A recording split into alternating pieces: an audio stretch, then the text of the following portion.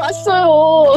진짜 갔어요? 네, 우리 집에 못 들어오니까 할 수 없이 배를 눌렀다 그러시면서.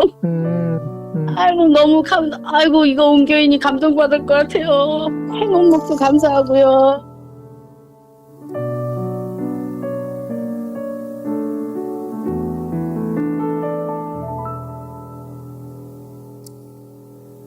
여기 우리가 서 있는 이유,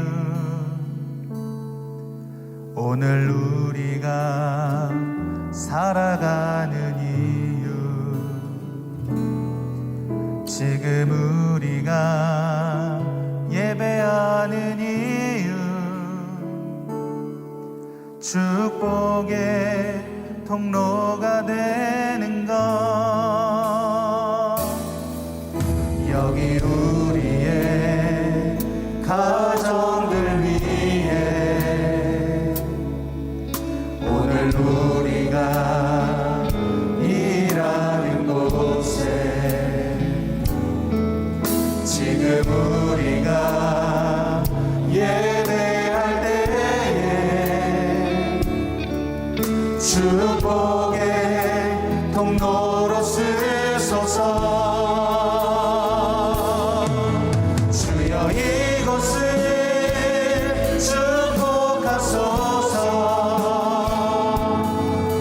주여 저들을 축복하소서. 우리를 통하여 축복하소서. 오늘도 축복이여로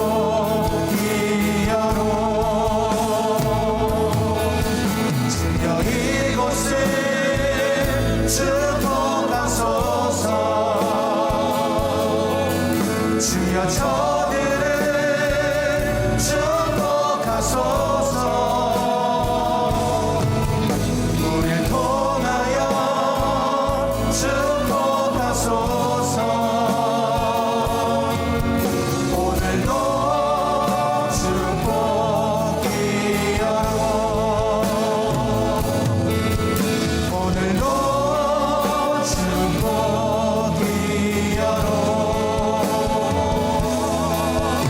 오늘도 축복이여로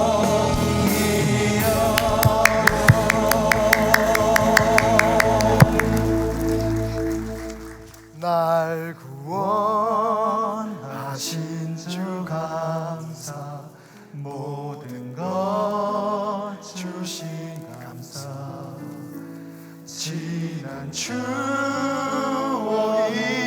감사, 주의 곁에 계시네 향기로운 봄철의 감사, 때론 닿을 날 감사, 사라진 눈물도 감사, 나의 영혼 평안해 기쁨과 슬픔도 감사, 하늘 평안을 감사, 내일의 희망을 감사, 영원토록 감사해.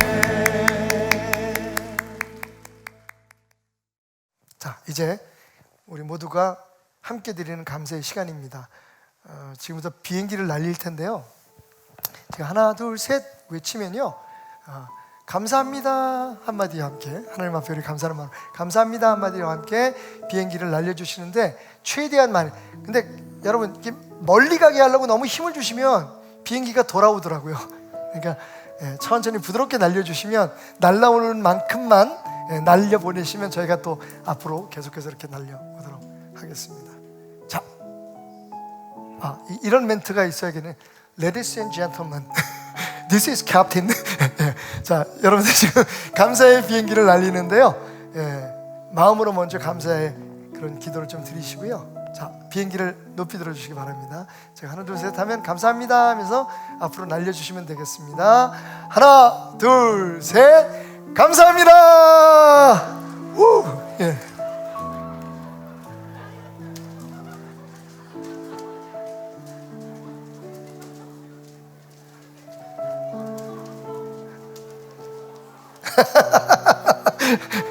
어떻게 비행기가 다 돌아가죠, 그죠? 더 가까이 와서 날려주세요. 그렇게 던지시면 다 돌아갑니다. 안 올라오지 않아. 예. 가까이서 날려주세요. 예. 예. 약간 반칙이. 예. 다 올라올 때까지 좀 기다리겠습니다.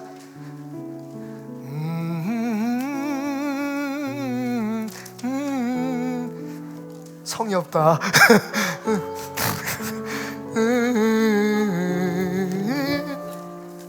전원님 작년에도 그러시더니 김기업이 예 감사합니다. 뭐야 이거 반칙이야 이거 그랬더라. 슬쩍 갖다 놓는 거 봐. 예 감사합니다. 자 그러면 지금부터 우리가 항상 강장로님 불만 있어요 정말? 할 말이 없지. 우리 교회 자랑이 이게 우리 모두가 화합하는 건데. 자, 지금부터 그러면 계속 막 비행기가 날아다니네요.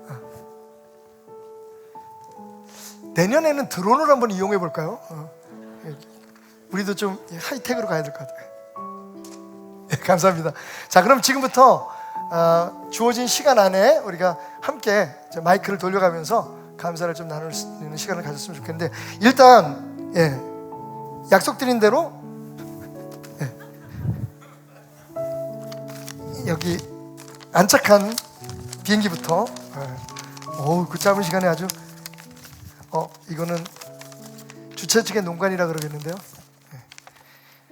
모든 은혜 감사합니다. 제가 잘 아는 사람 김정혜 사모님 보내주셨습니다. 김정혜 사모님 마이크 좀 부탁드리고요. 할렐루야. 감사 조건이 너무 많지요. 우리 집에 좋은 남편 주셔서 감사하다고 먼저 하고 좀 얘기하면 안 될까? 이 어려운 시기에 배들 성도들 제 은혜 가운데 평안할 수 있어서 너무 감사하고요. 그리고 우리 가정적으로는 좀 귀한 우리 며느리 강날의 주심을 너무 감사드립니다. 사위 섭섭하잖아. 사위 올해 네. 인정. 예, 제 감사이기도 합니다. 하나님을 박수 한번 드리겠습니다.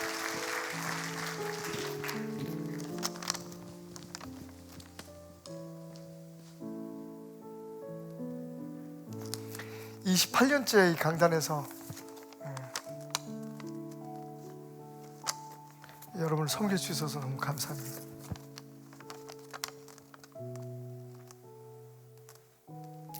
하나님 감사합니다. 항상 어리석어 주를 배신하고 주의 끈을 놓아버리고 그리고 다시 주를 찾는 저를 불쌍히 여기셔서 버리지 않으시고 항상 주의 사랑으로 저를 감싸주신 하나님 사랑합니다. 그리고 감사합니다. 2021년 올 한 해도 주님의 사랑과 은혜와 축복으로 지금 여기까지 왔습니다. 이 모든 것은 주님의 것이오니 주님 받아 주옵소서. 예쁜 글씨로 써주셨는데 누구십니까? 손을 들어주시면 너무 놀라셨죠? 잠깐 일어나셔서 소개해 주시고요. 전 이유중 집사고요. 제 믿음이 생긴 건 뭐 아버지 때문에 교회를 다니기 시작은 했지만 믿음이 생긴 거는 이제 여기 와서 생기기 시작을 했거든요. 여기 어디? 배달교회. 근데 되게 당황스러운 거는 이거 날릴 때 저희 집사람이 이렇게 매번 걸렸었거든요. 오늘 또 걸렸죠? 근데 제가 오늘 딱 걸렸어. 예, 그거 굉장히 떨려요.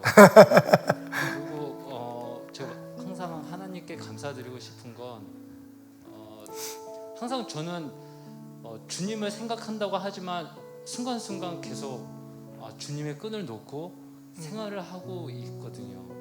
그러면서 다시 주님께 회개하고 죄송하다고 용서해달라고 하고 다시 또 주님을 찾고, 그러면서도 또 주님은 저를 또 다시 놓지 않으시고 잡아주시고, 그러면서 오늘 또 여기까지 온 거에 대해서도 모든 거에 대해서 다 감사드립니다. 아멘.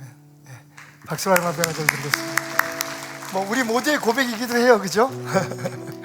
자, 하나님 앞에서 아무것도 숨기거나 가리지 않고 솔직할 수 있는 교회. 여기는 어디? 이렇게. 오늘 장사되네.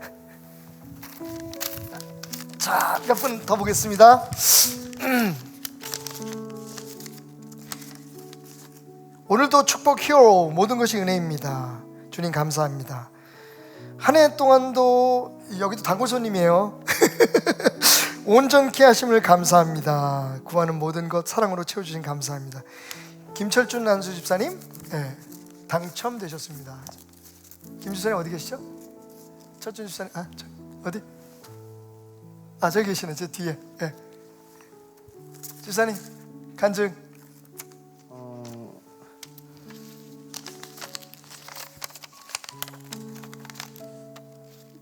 감사할 게 너무 많아서 일일이 구하지 못했습니다. 정말 감사드리는 거는 저를 포함한 자녀들에게 믿음의 유산을 남겨주신 아버지, 어머니, 그리고 장인어른, 장모님, 그리고 그 믿음의 유산을 모태신앙으로 아이들을 양육해 하신 하나님께 감사를 드립니다. 이제 그 삶들이 녹록지 않을 수 있지만 주님 없이는 아무것도 할 수 없음을 깨달아가는, 그러므로 인해서 주님과 동행하는 삶이 얼마나 값지고 귀한 삶인지 알아가는 그런 귀한 삶들로 채워주시기를 믿습니다. 이 자리를 통해서 한 해 동안 지켜주신 하나님께 감사함을 다시 한번 감사드립니다. 박수로 하나님 앞에 공들 드리겠습니다. 네. 맞아요. 참 녹록지 않은 삶이었습니다. 그런데 여러분 잘 견뎌주셨고요. 그래서 더 희망이 있는 것 같습니다. 자, 마지막으로 강단 위에 딱 꽂혀 있어가지고 이건 그냥 넘어갈 수가 없네요. 와, 오늘도 살아 숨쉴 수 있음에 감사합니다. 가족과 함께 있는 이 시간이 소중하고 그 시간을 허락해 주신 하나님께 감사합니다. 하나님이 창조하신 이 세상 모든 아름다운 것들을 보고 많은 것들을 생각하고 느낄 수 있게 해주시면 감사합니다. 가장 근본적이지만 가장 큰, 도대체 이 감사를 한 사람은 누굴까요? 나이가 얼마나 될까요? 궁금하지 않으십니까? 살아 숨쉬게 해주신 것 감사. 민서 어디 있습니까? 자기소개 좀 하시지. 민서 씨. 안녕하세요. 김민서 청년입니다. 사실 제가 날개에 달 감사 내용을 써서 목사님이 날개 쳐다보시길래 저거 내 거다 했는데 정말 제 거였고요. 기도 제목을 그렇게 쓴 이유는 제가 타지에서 생활하면서 하루 어느 날 잘 때 갑자기 몸에 힘이 쭉 빠지면서 숨이 턱 막히더니 아예 앞도 안 보이고 못 일어나겠더라고요. 그래서 그날 이후로 제가 아침에 눈을 떴을 때 오늘도 눈을 뜰 수 있고 숨 쉬고 있다는 거에 너무 감사해서 그렇게 적었고요. 그리고 타지 생활 하다 보니까 올해 코로나로 못 들어가서 가족들이랑 있는 시간이 너무 소중하더라고요. 근데 어떻게 보면 제가 가족이 너무 그리웠는데 저한테는 좀 코로나가 덕분에 가족들이랑 함께 할 수 있는 시간을 준 것 같아서. 코로나 덕분에? 뭐 그렇게 얘기하면 아니 괜찮아 우리 다 이해해. 네. 좋은 말인 것 같아. 맞아. 그렇다고 코로나가 좋은 건 아니고요. 그냥 이 누가 시간을 뭐래? 아이 민서야. 네, 허락해 주신 하나님께 감사하다고 그래. 네, 그렇게 하고 또 요즘에 휴학하고 하는 게 없어서 매일 이제 서울 걸어 다니는데 걸어 다니고 막 예쁜 거 보고 막 걸어 다니다 보니까 이 모든 게 아름다워 보이고 또 감사하더라고요. 그래서 너무 기본적인 감사 내용이긴 한데 오늘 제가 뭐가 감사한지 생각해 보니까 너무 간단하고 기본적인 거긴 하지만 이게 제일 감사하더라고요. 그래서 그렇게 적었습니다. 참고로 민서는 미국에서 유학 중에 있다가 지금 코로나 때문에 학교 상황도 어렵고 해서 원격으로 공부도 하고 지금 얘기를 들어보니 휴학했냐 민서야? 그랬구나. 그래도 그래서 그동안에 안 보이던 것들이 보이기 시작하고 그게 하나님의 은혜인 것 같습니다. 다시 한번 모든 영혼을 박수로 하나님 앞에 올려드리겠습니다.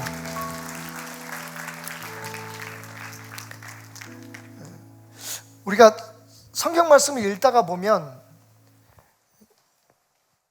읽다가 만 구절들이 있는 것 같아요. 조금 그 이해를 돕기 위해서 설명을 드리자면 성경을 다 읽는데 그 중에서 우리가 딱 읽고 싶고 듣고 싶고 믿고 싶은 부분만 딱 접수하고는 나머지 부분에 대해서는 별로 신경을 쓰지 않다가 보니까 성경 구절을 읽으면서 읽다가 만 구절, 읽다가 중단한 구절이라고 표현할 수 있는 몇 개의 말씀들이 성경에 있는 것은 아닐까라는 생각을 어느 날 해봤습니다. 그 대표적인 구절이 제가 아주 어렸을 때부터 은혜가 충만했던 베델교회에서 가장 많이 들었던 말씀 중에 하나인데 사도행전 1장 8절이에요. 오직 성령이 너희에게 임하시면 너희가 권능을 받고 예루살렘과 온 유대와 사마리아와 땅끝까지 이르는 내 증인이 되리라. 이 말씀을 끝까지 다 읽지만 얼마나 소중한 말씀입니까? 예수님께서 마지막으로 우리에게 주신 대사명이잖아요. Great Commission이라고 얘기를 하는데 그런데 이 말씀을 우리가 읽다가 말아요. 어디까지? 성령이 임하면 너희가 권능을 받고. 여러분, 이 말씀의 궁극적인 목적은 너희가 증인이 되어라 라고 하는 것을 우리에게 선포하시는 거예요. 다시 말하면 결론이 권능을 받는 게 아니에요. 증인이 되는 거지. 증인이 되게 하기 위해서 성령님이 우리에게 권능을 주신다라는 게 오늘 말씀의 전체 내용인데 어떤 의도에서는지 아니면 혹은 깊은 생각이 없어서인지 모르지만 우리는 항상 성령이 너에게 임하시면 너희가 권능을 받는다 해서 이 말씀을 끝냈어요. 이렇게 표현해 보면 어떨까요? 가장 단순한 게 이해가 도움이 될 테니까. 올해 우리가 이제 국방비를 예산에서 조금 줄인다고 해요. 사실 여러 가지 이야기가 있을 수가 있지만 국방비는 사실 정말 그럴 수 있어서 줄인다면 좋은 거죠. 그런데 여러분, 우리가 그래도 여전히 우리 전체 예산의 국방비가 꽤 많습니다. 비율이. 근데 왜 국방비가 필요할까요? 무기를 사기 위해서죠. 우리가 방어 시스템을 구축하기 위해서입니다. 그리고 혹시 모를 전쟁 시에 우리가 그 전쟁에서 나라를 지키고 백성들을 지키기 위해서 군대를 보유하고 또 최첨단 무기들을 보유하기 위해서 국방비는 필요합니다. 그런데 여러분, 진짜 그게 목적일까요? 무기 사는 거? 군대를 재편성하는 거? 아닙니다, 여러분. 궁극적인 목적은 뭐예요? 그래서 이 나라를 평화롭게 지키는 거죠. 전시에도 이 나라를 지켜내는 것, 그게 사실은 무기를 사는 이유인 거죠. 무기 사는 게 목적이 아니에요. 무기를 보유하는 게 우리의 목적이 아니라는 거죠. 같은 맥락에서 오늘 말씀을 보면 성령이 너에게 임하시면 너에게 권능이 주어진다. 성령이 우리에게 여러 가지 많은 능력을 주십니다. 아멘. 그런데 그 능력을 받는 게 목적이 아닌 거예요. 예수님 뭐라고 말씀하시냐면 그 능력을 받으면 어떻게 하라고요? 증인이 되라. 증인이 되는 게 목적이에요. 그래서 저는 사도행전 1장 8절이야말로 우리가 읽다가 만 구절 중에 대표적인 구절이라고 얘기를 해요. 자, 그러면 구약 성경에 혹 그런 말씀이 또 없을까 생각해 보면 이번에 우리가 하고 있는 이 캠페인의 주제 성구죠. 그리고 오늘 제가 여러분과 함께 나누는 메시지의 본문인 창세기 1장 1절에서 3절까지의 말씀이야말로 그동안 우리가 읽다가 만 하나님의 말씀 중에 하나다 라는 생각을 했어요. 자, 제가 다시 한번 읽어보겠습니다. 본문이 이렇게 시작하죠. 여호와께서 아브라함에게 이르시되 너는 너의 고향과 친척과 아비집을 떠나 내가 내게 보여줄 땅으로 가라. 하나님께서 아브라함에게 그동안에 익숙했던 삶에서 떠나서 이제는 나를 따라와라. 내가 너의 삶의 주인이 되게 하라라고 말씀하십니다. 그게 우리가 예수님을 믿게 된 이유고 그리고 결과이죠. 자, 그럼 왜 그렇게 말씀하셨을까요? 중요한 건 2절입니다. 2절에서 뭐라고 말씀하시냐면 그렇게 하면 내가 너로 큰 민족을 이루고 아멘 내게 복을 주어 아멘 내 이름을 창대케 하리라 아멘. 여기까지 읽으면 읽다가 망한 거예요. 그 9절 마지막 부분이 사실 결론이에요. 뭐라고 나옵니까? 너는 복이 될지라. 그러니까 하나님께서 우리를 큰 민족을 이루고 아브라함을 큰 민족을 이루고 복을 주시고 그의 이름을 창대케 하시겠다. 이 축복의 목적이 있어요. 너 그 복을 받아서 어떻게 하라고요? 네가 세상에 복이 되어라. 복을 받는 것에서 끝나는 게 아니라 그 복을 나누어 주는 사람이 되라는 겁니다. 여러분, 제가 왜 사도행전 1장 8절을 언급했는지 이제 좀 아시겠죠? 하나님께서 우리에게 능력을 주시고 하나님께서 우리에게 많은 체험을 주시고 하나님을 경험하게 하시는 이유는 그렇게 해서 네가 그렇게 영역이 있고 네가 그렇게 능력을 받았다는 것을 세상 앞에 과시하라는 얘기가 아니에요. 그 능력으로, 그 체험으로, 그 간증으로 세상에 나가서 뭐가 되라고요? 증인 되라. 똑같은 말씀이에요.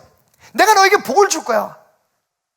네가 교회에 나가고 예수를 믿고 하나님의 백성이 되고 그래서 진짜 내 말대로 내가 너의 삶의 주인 돼서 나를 따라오게 되면 너의 익숙했던 과거의 삶에서 벗어나서 옛사람을 버리고 새사람이 되어서 나를 잘 믿는 사람이 되면 내가 너를 창대케 하고 너의 이름을 높여주고 너에게 복을 줄 거야. 아멘. 그럼 끝인가요? 대부분의 우리들의 신앙이 거기에서 성경책을 덮어버려요. 왜냐하면 그래서 예수 믿고 내가 복을 받아서 좋잖아요. 근데 여러분 이 말을 절대로 놓치면 안 돼요. 왜냐하면 사실은 이 말씀을 하시기 위해서 앞에 말씀을 하신 거기 때문이에요. 뭐라고요? 너는 복이 될지라. 복 자체가 되라는 거예요. 네가. 여러분 축복은 결과가 아니라 사명입니다. 하나님 우리에게 축복을 주신 이유는 그 축복을 나누라는 거예요. 세상에 축복이 되라는 거예요. 옆 사람에게 우리 이렇게 한번 축복해 보십시다. 당신은 복입니다. 여러분 어떻게 보면 복 받으십시오라고 얘기하는 것은 어색할 수도 있어요. 이 말씀대로 하면. 왜냐하면 이미 여러분은 복이에요. 아멘? 딱 보니까 복이네. 뭐 배도 나오고 막 복이네. 어떤 분이 생각나요 갑자기? 아 이거 말고 달만가 누군가 뭔가.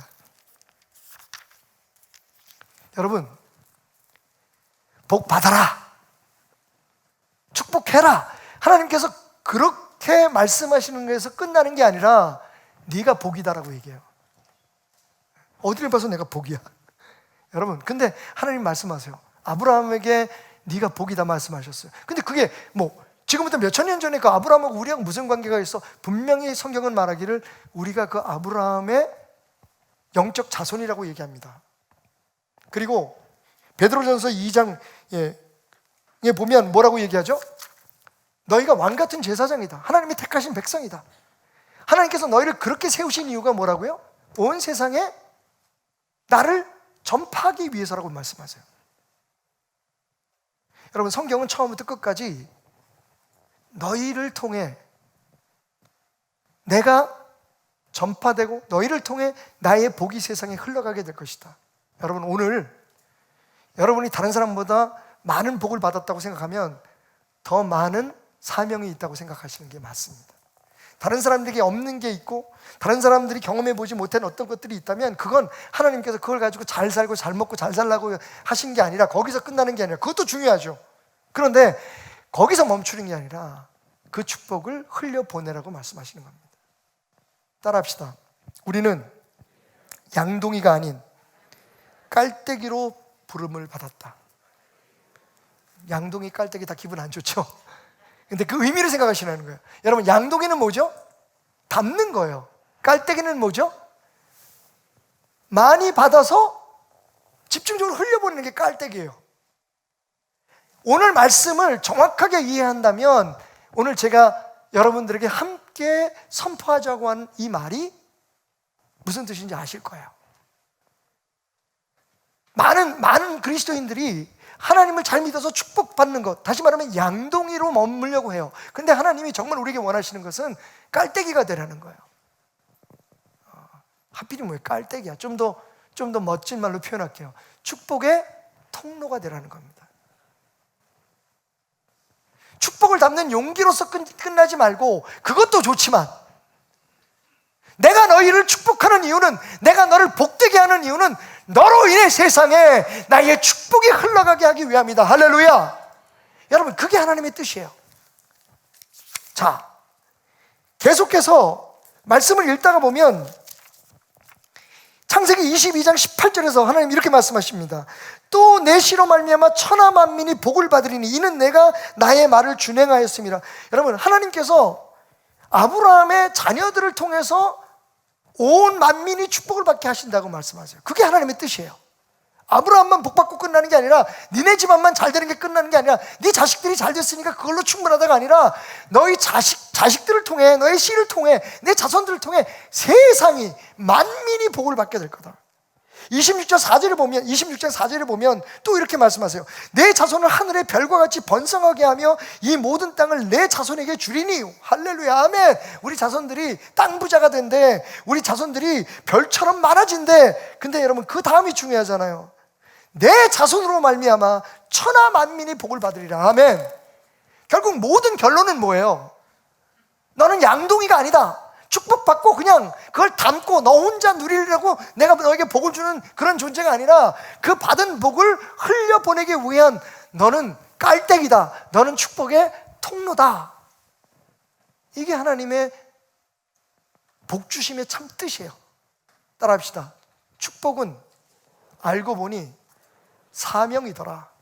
축복은 사명이에요, 여러분. 여러분이 건강하시면, 하나님의 축복으로 건강하시다고 믿으면, 그래서 그것을 감사한다면, 여러분 그 건강을 가지고 하나님의 축복을 세상에 흘려보내는 여러분 되시기 바랍니다. 그거 자랑하지 마시고요. 여러분이 다른 사람보다 재정적으로 요즘 좀 넉넉한 일이 있고 어떤 축복을 누렸다면, 여러분 그걸 그냥 담아놓지 마시고요, 흘려보내십시오. 오늘 우리가 지금 여러분이 보여주신 이 사랑이 그것을 우리에게 다시금 되뇌이고 다시금 생각하게 하는 행위인 것입니다. 하나님은 우리를 축복의 통로로 부르셨습니다. 자, 그런데 여기서 중요한 사실이 하나 있죠. 결국 사람들이 복을 받고 복을 못 받는 게 나와 관계에 있다는 사실, 이걸 여러분 오늘 말씀 통해서 깨달으시길 바랍니다. 그러니까 우리가 누구를 향해서, 지금 우리가 축복 히어로 캠페인을 하면서 우리가 서 있는 땅을 축복하고, 왜냐하면 우리는 축복이기 때문에, 우리 자신이 축복이기 때문에 하나님의 이름으로, 하나님이 우리에게 주신 그 축복의 권세로 사람들을, 우리 자녀들을, 우리 가족들을 축복할 수 있죠. 근데 그게 전부가 아니라는 거예요. 왠 줄 아십니까, 여러분? 자, 2절 말씀에 결론이 있다면, 그렇게 복이 되게 하심으로 하나님은 우리를 통해서 어떤 일을 이루려고 하십니까? 3절 말씀 보십시다.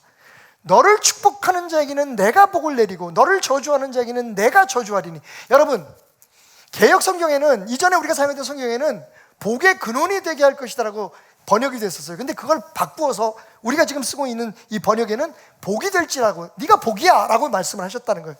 그 말이 맞아요. 왜냐하면 우리가 뜻을 모르는 건 아니지만 여러분, 복의 근원은 누구입니까? 우리에게 복을 주시는 분은 누구입니까?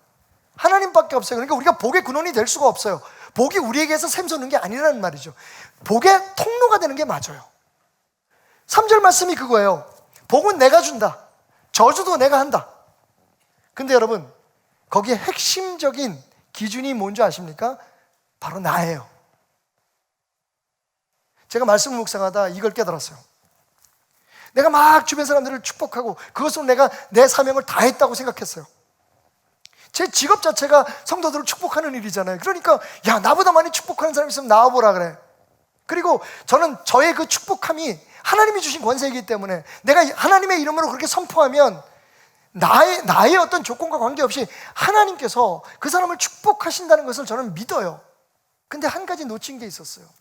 그게 뭐냐 하면 그렇게 해서 그 사람이 축복을 받고 우리 주변 사람들에게 복이 임하게 하기 위해서 내가 중요하다는 거예요. 내가 키라는 거예요. 자, 오늘 말씀 다시 읽어볼게요. 여러분이 해석해 보세요. 너를 축복하는 자에게는 내가 복을 주고, 누가 복을 받아요, 여러분? 나를 축복하는 사람이 복을 받는다는 거예요. 너를 저주하는 자는 내가 저주하겠다. 어떤 사람이 저주를 받아요? 나를 저주하는 사람이 저주를 받아요. 그러니까 내가 저 사람 복 받았으면 좋겠다, 내가 저 사람 잘 안 됐으면 좋겠다, 그냥 내가 원하고 기도하는 것만이 축복받고 저주를 받는 조건이 아니라 그 사람이 나에게 갖는 태도가 중요하다는 거예요. 여러분이 주변 사람들이 축복을 받고 주변 사람들이 어려움을 당하는 바로미터가 된다는 거예요. 이걸 사람들이 잘 몰라요.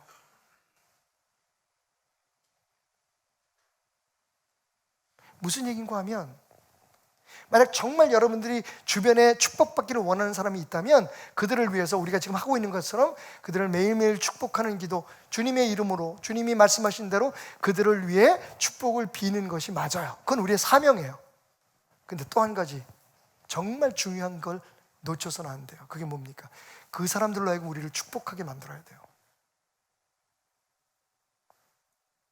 그 사람들로 하여금 우리를 축복하게 만들어야 돼요. 왜? 하나님 그렇게 말씀하시죠. 너를 축복하는 자를 내가 복 주리라. 그러면 그 사람들이 복을 못 받는데 나도 책임이 있는 거예요. 저는 전혀 생각해보지 못했는데 그냥 나는 그 사람을 위해서 축복을 빌면 그게 다 끝이라고 생각했는데 알고 보니 그 사람이 물론 나의 기도를 통해 하나님께서 그를 축복하실 수도 있지만 또 한 가지 조건, 그 사람이 나를 축복하는 마음을 가질 때 하나님께서 그를 축복한다는 거예요. 여러분이 원하든 원하지 않든 인정하든 인정하지 않든 여러분이 주변의 모든 사람들의 축복의 열쇠가 돼버린 거예요. 나는 너를 축복이 되게 하리라. 여러분이 복인 거예요. 생각해 봤어요. 내가 내 자녀들을, 짤내 가정도 이제 가정을 이루어서 손주도 주셨고, 누가 뭐래도 여러분 기분 나빠하지 마십시오. 재수 없다고 말씀하지 마십시오. 나는 세상에서 우리 며느리가 최고인 것 같아요. 근데 여러분, 저 아이들이 복을 받고 저 가정이 복을 받는 게 내게 달려 있다는 걸 깊이 생각하지 못했어요. 정말 내 아들이 복을 받게 하려면, 내 딸의 가정이 복을 받게 하려면 그들이 아버지인 나를, 복인 나를 축복하는 마음을 갖고 있느냐 하는 걸 생각하지 못했다는 거예요.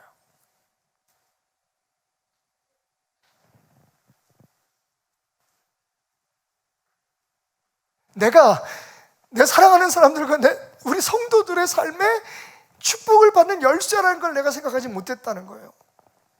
그냥 그게 내 사명이고 내 일이니까 나는 강단에서 성도들 축복하고 아프다는 사람 있으면 기도해주고 잘 되기를 바라면 그것으로 하나님께서 다 이루어 주실 거라고 생각했는데, 나를 향한 그 성도의 마음, 나를 향한 내 자녀들의 마음, 내 아내의 마음에 대해서 나는 한 번도 생각해 보지 않았던 거죠.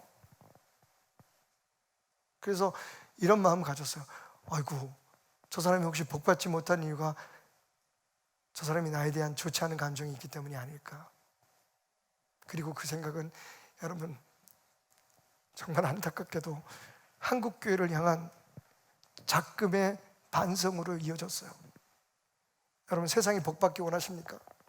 우리가 나라를 위해서 얼마나 기도해요. 좋은 대통령 뽑혀달라고 기도하고, 이 나라가 평안 가운데 우리 자녀들 군대가 있는데 아무런 사고 없이 돌아오게 해달라고. 근데 여러분, 사회가 교회를 욕하잖아요. 사회가 교회를 저주하잖아요. 그러면 이 말씀대로 하면 대한민국이 복을 받을 수 있겠습니까? 그게 그 사람들이 잘못해서만은 아니잖아요.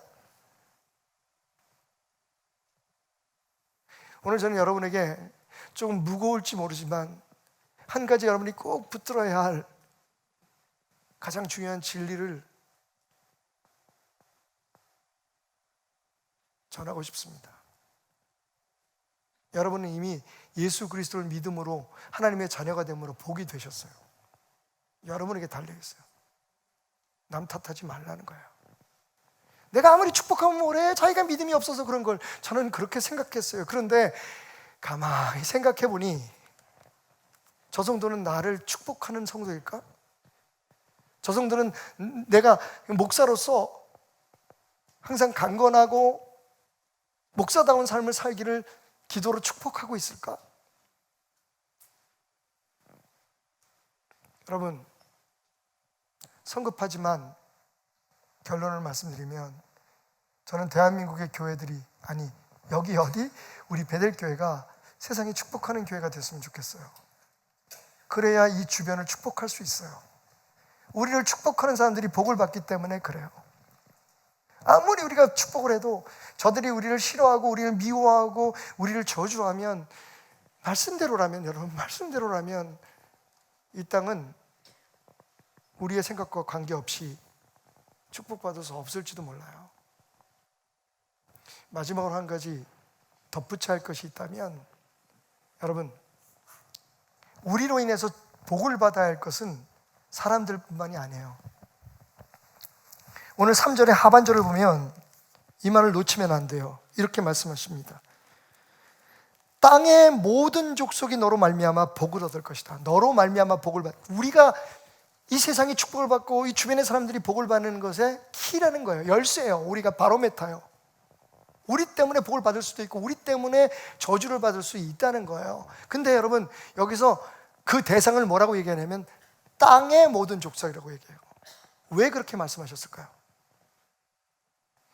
여러분, 사람은요 그냥 공중에 떠서 사는 존재가 아니에요. 땅에 살죠. 저는 이 땅을 하나님이 축복하신, 인간을 위해서 지으신 environment, 생태계라고 생각해요. 이 세상이, 자연이, 환경이 복을 받아야 사람도 복을 받는 거예요. 자, 오늘 말씀을 조금 더 적용해 본다면 지금 여러분, 자연과 자연이 싸우고 있다는 걸 느끼십니까? 로마서 8장에 나오는 말씀처럼 지금 자연이 뭔가 비정상으로 돌아가고 있어요. 우리의 삶의 환경이 비정상으로 돌아가고 있어요. 사도 바울은 이렇게 얘기합니다. 피조물이 고대하는 바는 하나님의 아들들이 나타나는 것이다. 결국 하나님의 아들들, 하나님을 믿는 우리들이 문제라는 거예요. 20절, 피조물이 허무한데 굴복하는 것은 자기 뜻이 아니고 오직 굴복하게 하시는 이런 말이면, 지금 자연이 이렇게 돌아가는 것이 여하튼 하나님과 관계가 있다는 거예요. 그 바라는 것은 피조물로 썩어짐의 종로릇한 데서 해방되어 하나님의 자녀들의 영광의 자유에 이르는 것이다. 피조물이 다 이제까지 함께 탄식한다. 여러분, 지금 자연이 자연과 싸워요.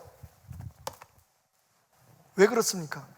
자연이 인간을 축복할 수 없는 존재가 되어버렸기 때문에 그래요. 여러분, 우리는 흔히 하나님께서 사람만 축복하셨다고 생각하시죠? 창세기 1장을 한번 쭉 다시 조심스럽게 읽어보세요. 여러분, 하나님께서 땅에게 이렇게 축복하십니다. 땅은 각종 식물, 씨 맺는 식물, 열매 맺는 식물, 씨 없는 식물들을 번성하게 낼지어다. 하나님께서 땅을 축복하세요. 하나님이 물을 축복하세요. 물은 그 물에 가득한 수중 생물들로 충만할지어다. 그리고 마지막 날 사람을 창조하시고 사람을 축복하세요. 너희는 이 모든 것을 다스리고 이 모든 것을 충만하게 하라. 여러분, 생각해보면 하나님께서 자연을 축복하신 이유가 우리 생태계를, 이 땅을 축복하신 이유가 뭐냐면 사람을 축복하시기 위한 하나의 수단이셨어요. 여러분, 우리의 축복은 공동체적인 축복이 돼야 돼요. 어떤 한 사람도 혼자서 행복해질 수 없어요. 어떤 화가가 그림을 그렸대요. 그리고 그 그림에 대해서 모든 저작권이나 거기에 대한 그 이익을 자기가 가취하려고 했던 거예요. 거기에 대해서 약간 좀 빈정이 상한 그 그림을 의뢰했던 사람이 그 화가에게 이렇게 말했답니다. 정말 이 그림이 당신 겁니까? 당연하죠. 내가 며칠을 들여서 그렸는데요. 그래서 물었습니다. 당신 그림 속에 있는 그 나무는 당신 겁니까? 아닌데요. 당신 그림 속에 있는 그 호수는 누구의 겁니까? 모르겠어요. 그거 옛날부터 있었던 건데요. 물론 그 그림을 그린 것은 당신이지만 그 그림 속의 모든 소재는 당신의 것이 아닙니다. 저는 당신이 그림 그린 수고비만 드리겠습니다. 이 화가가 이렇게 얘기했대죠. 아, 무슨 뜻인지 알겠습니다. 제가 이 그림을 그냥 기증하겠습니다. 알고 보니 이 그림 속에 내 것은 아무것도 없었네요. 땅 위의 모든 족속이 너로 말미암아 복을 받을 것이냐. 이 얘기는 뭡니까? 땅이 복을 받아야 된다는 거예요. 우리가 살아가는 이 세상이 복을 받아야 된다는 거예요. 나무와 산과 저 들판과 모든 곤충들이, 여러분, 그래서 우리는 자연이 우리를 사랑하고 축복하게 만들어야 돼요. 다른 말로 얘기하면 자연 친화적인 삶이 하나님이 우리에게 주신 축복의 통로로서의 사명을 감당하는 거예요. 저는 이걸 신학적으로 풀거나 혹은 논리적으로 여러분에게 설명할 그런 아직 준비는 되어 있지 않습니다. 하지만 분명한 것, 멀리 가지 않아도 여러분, 하나님이 축복하신 이 땅이 복을 받아야, 이 생태계가 복을 받아야 우리가 복받기를 원하는 우리 자녀들과 우리 자신이 복된 삶을 살 수 있다는 것은 틀림없어요. 말씀대로라면 자연이 우리를 사랑하게 만들어야 돼요. 우리가 자연을 사랑해야 된다는 거죠. 3가지 말씀드렸습니다. 여러분, 우리는 복만 받고 사는 사람이 아니라 우리는 복 자체입니다. 여러분이 하나님의 복입니다. 양동이가 아니라 깔때기가 되셔야 돼요. 그러니까 여러분이 복을 받은 것은 전부 다 사명입니다. 여러분 거 아닙니다. 하나님이 여러분을 통해서 흘려보내기를 원하시는 겁니다. 그 과정에서 큰 복을 받으신 것을 감사하시기 바랍니다. 누구보다도 더 큰 복을 흘려내버릴 수 있도록 하신 것을 감사하시기 바랍니다. 오늘 살아서 숨 쉬는 것의 의미가 거기 있음을 감사하시기 바랍니다. 여러분, 주변 사람들을 축복하려면 그 사람들이 여러분들에 대해서 갖고 있는 태도도 축복된 태도가 되어야 된다는 걸 잊지 마십시오. 다른 말로 얘기하면 사람들에게 축복받는 사람이 되어야 합니다. 자녀들을 복 주시길 원하면 자녀들에게 복을 빌어줄 수 있는 부모가 되십시오. 그게 우리에게는 어려운 과제입니다.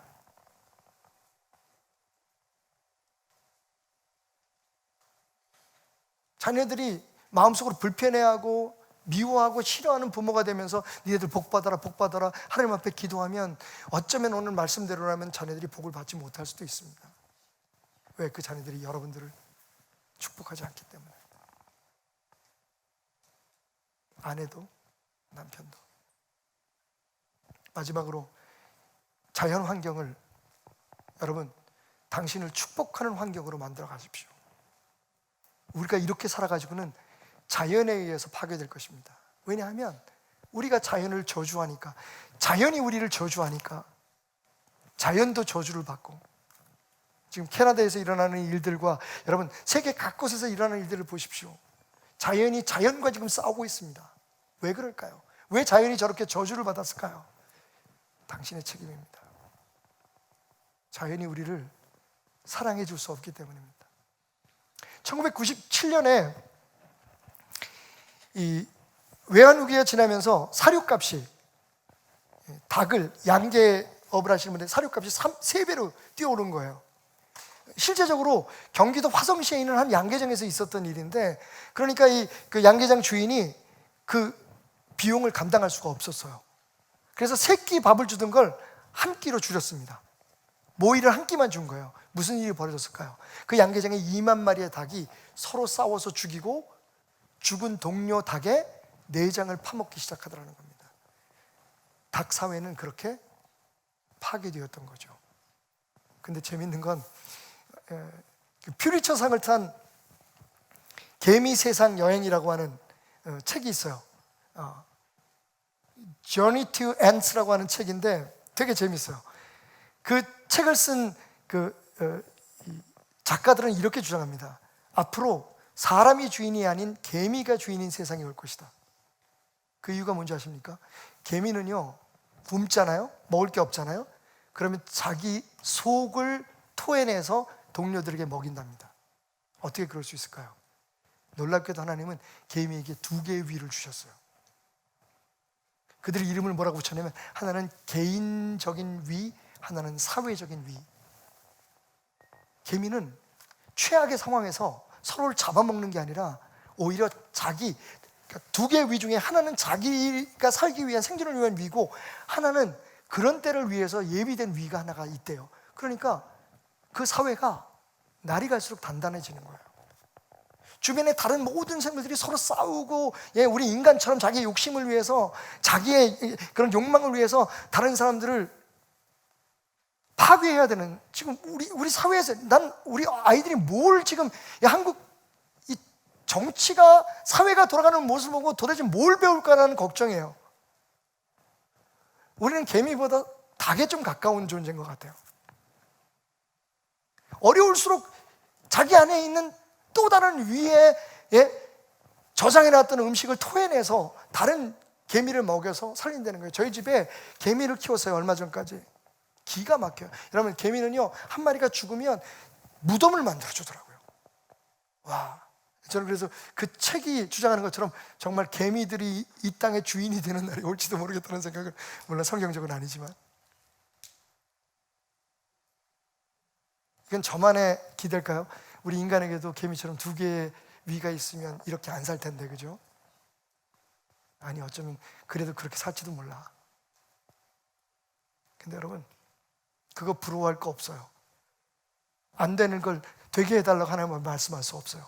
그러니까 이웃을 위한 재산, 나를 위한 재산, 이거 따로 갖고 살 수 없다는 거예요. 남을 위한 심장, 나를 위한 심장, 이거 하나님 우리를 그렇게 개미는 그렇게 만드셨는데 우리 그렇게 안 만드셨다는 거예요. 근데 여러분, 그래서 우리 인간은 더 위대해질 수 있는 건 아닐까요? 2개의 위가 없는데도 자기 위에 있는 걸 토해 먹이니까. 어미들이, 아비들이 자식들을 먹여 살리는 걸 보세요, 여러분. 그래서 우리는 개미보다 위대한 거예요. 거기다가 하나님께서 우리에게는 2개의 위는 아니지만 나로 인해 세상을 축복할 수 있는 축복의 권세를 주셨다는 거. 당신을 통해 축복이 흘러나갈 수 있도록. 여러분, 치열한 세상 속에서 닭처럼 살지 맙시다. 우리에게는 축복의 통로가 되는 축복이 이미 주어졌습니다. 여러분, 말 한마디로 축복하시고, 내가 축복하는 그 사람과 그 세상이 나를 축복할 수 있는 존재가 될 수 있도록 스스로를 주님 앞에 드리십시오. 너를 축복하는 자를 내가 축복하고 너를 저주하는 자를 내가 저주하리라. 왜냐하면 네가 복이기 때문이다. 올 한 해도 너무 감사했고요. 특별히 여러분, 우리 민서의 고백처럼 또 다른 여러 성도들의 고백처럼 살아 견뎌주셔서 감사합니다.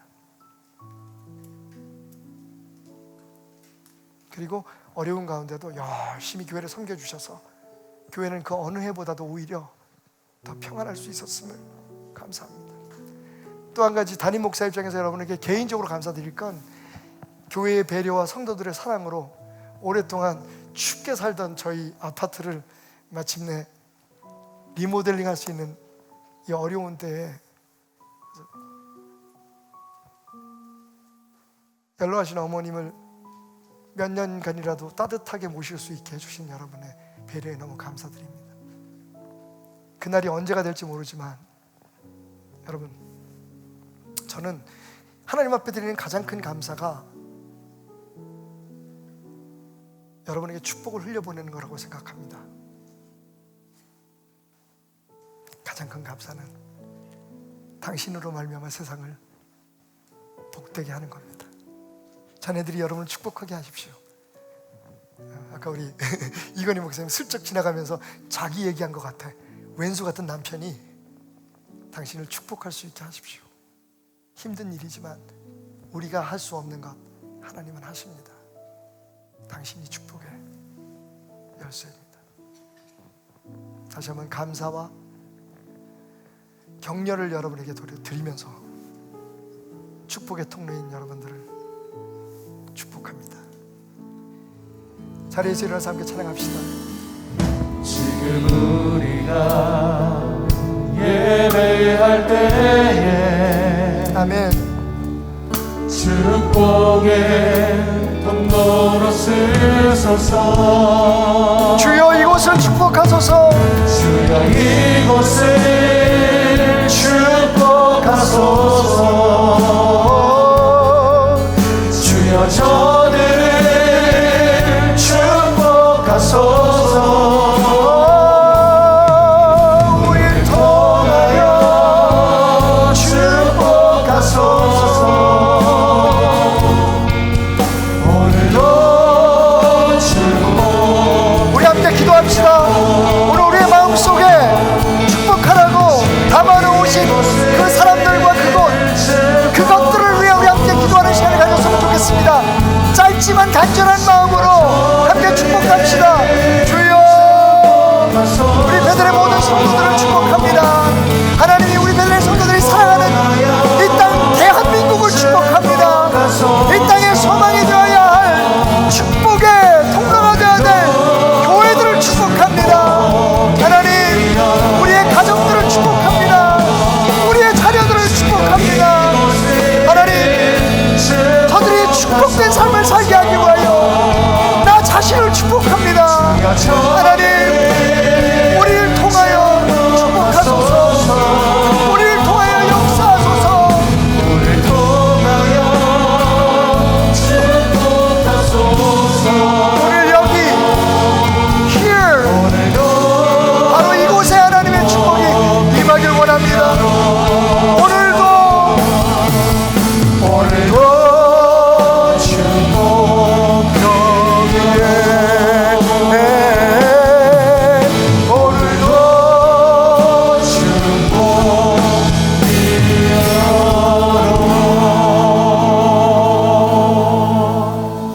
오늘도 여기에 모인 축복을 하나님 나누게 하시니 감사합니다. 우리를 축복하신 것이 복이 되라고 하신 것임을 다시 한번 깨닫고 그 사명 감당하기 위해 일어섭니다. 하나님, 베들의 성도들을 통해 그 가정과 하는 일들과 주변 사람들 서 있는 곳을 축복하소서.